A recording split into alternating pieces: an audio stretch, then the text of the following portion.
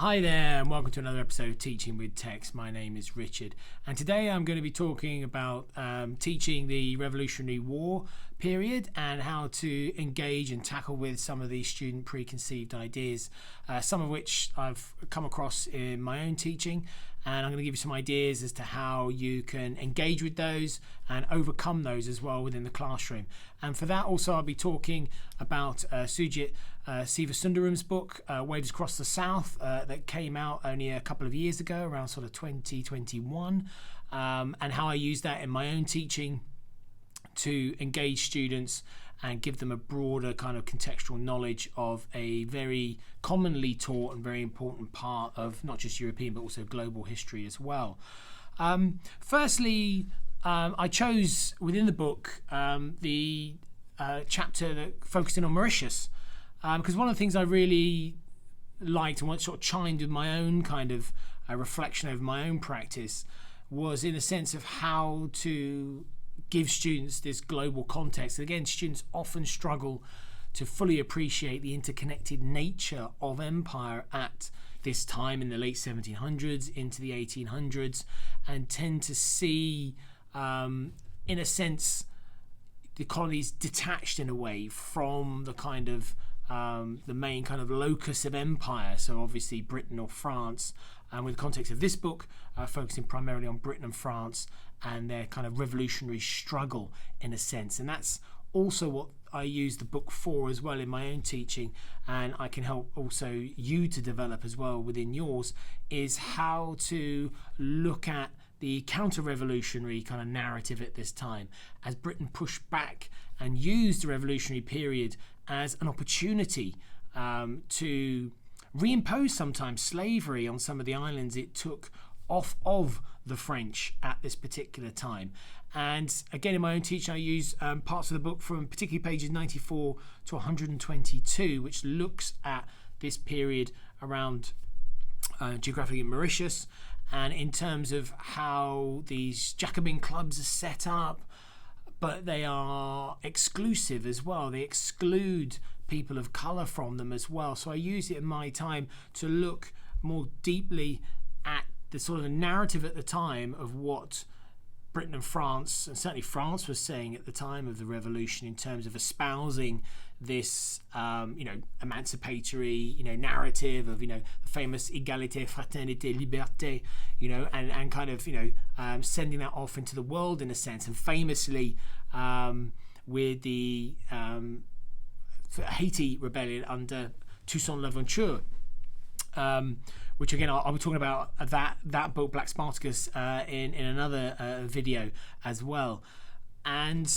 what the book does really well, how I used it in and why I used it in my teaching, is because it takes these two strands and intertwines them in the sense of the struggle, the global struggle between Britain and France, and in a sense of the counter-revolutionary struggle that Britain has at this time of trying to push back against, in terms of, I suppose, how the government sees it, in terms of this kind of monstrous creation of Jacobins and republicanism and emancipating people, freedom, equality. But again, as we see in what's portrayed well in the book, is the sense that this is really not espoused or supported for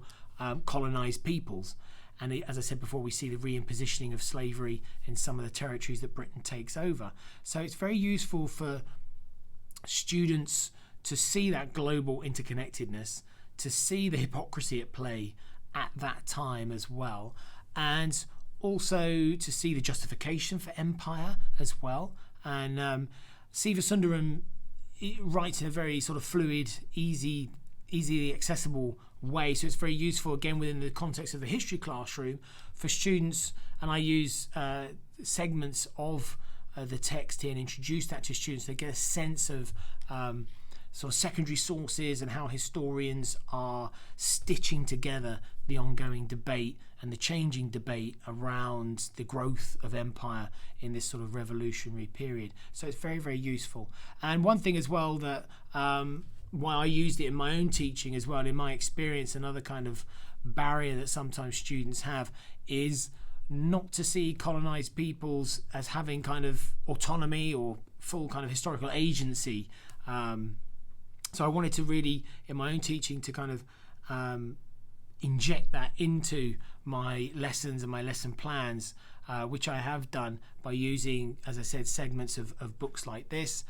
And the section that I chose, again, which is in that, between 94 and page 112, refers to Tipu Sultan, who comes to Mauritius on a kind of, I suppose, fact-finding mission in a way of developing allies in his fight with British forces at this time. So that was really useful for me, as I also teach Indian history as well, as part of my International Baccalaureate curriculum. And I know in many other examination specifications, modern Indian history is often taught. So it was really useful, again, to give students that sense of interconnectedness and agency from non-European peoples and colonized peoples, as I said before. So again, I use that in my own teaching to give students that kind of access as well, and I could see their engagement through the text to start to develop,